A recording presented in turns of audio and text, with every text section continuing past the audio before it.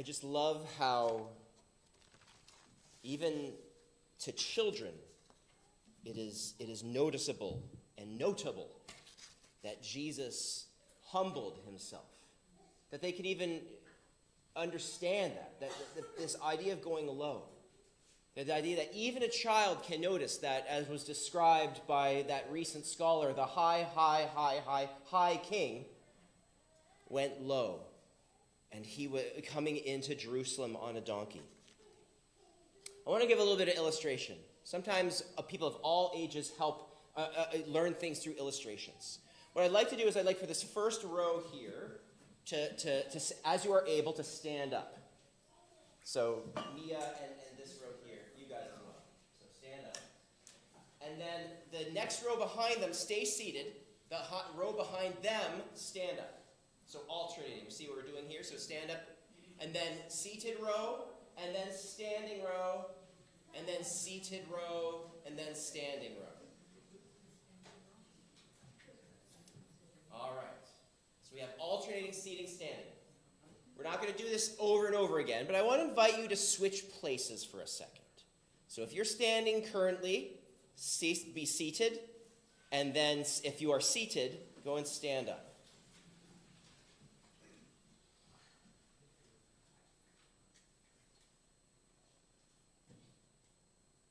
Pausing intentionally.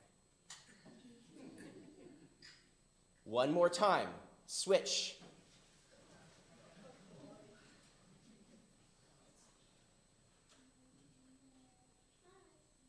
Pausing intentionally.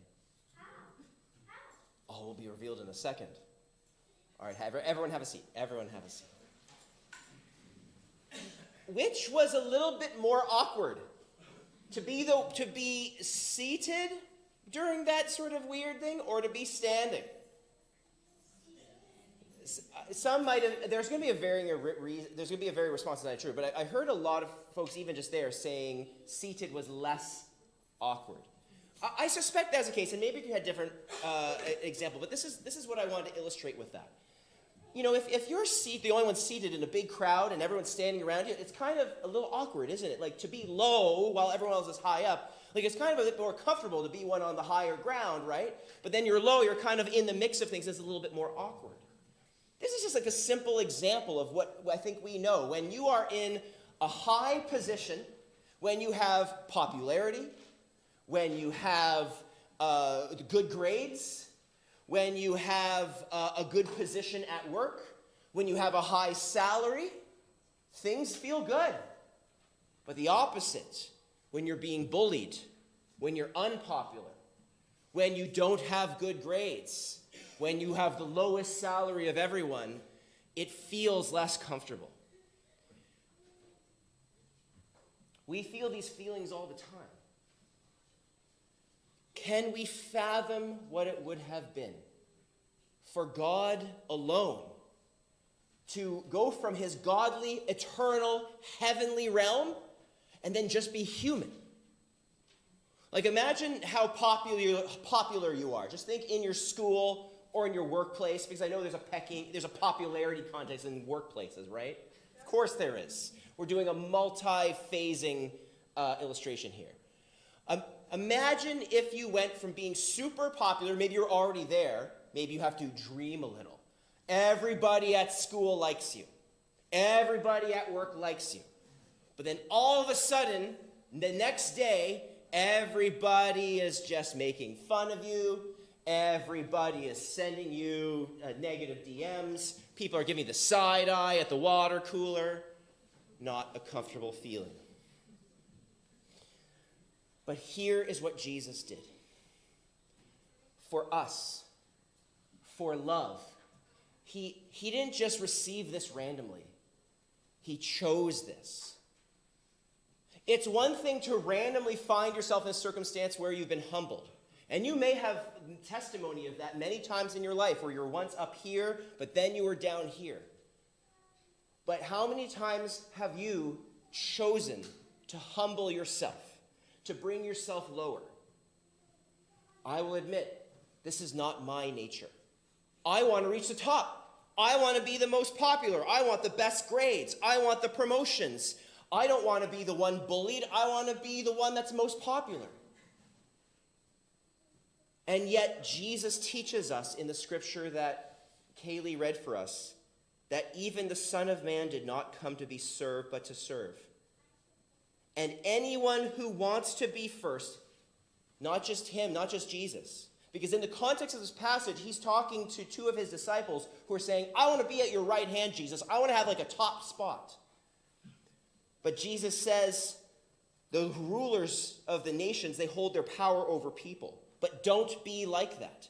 Don't desire that high position. Anyone who wants to be first must be a slave to everyone.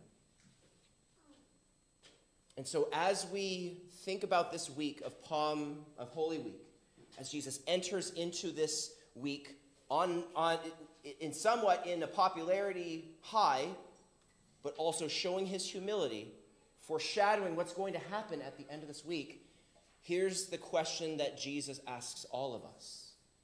How will you be a slave to all? How will you serve others over serving yourself?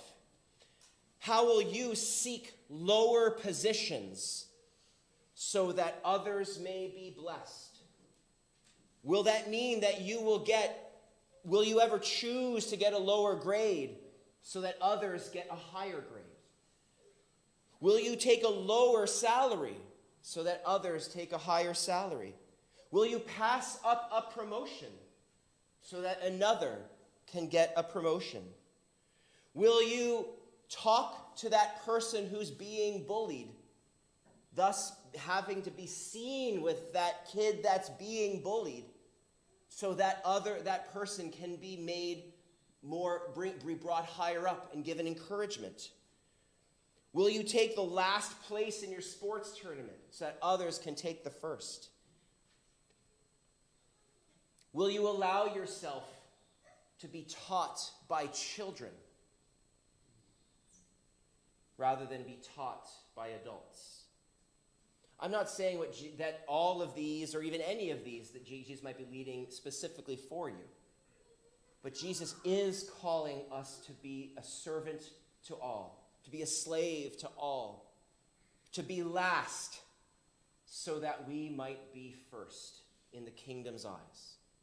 How is Jesus leading you this week to humble yourself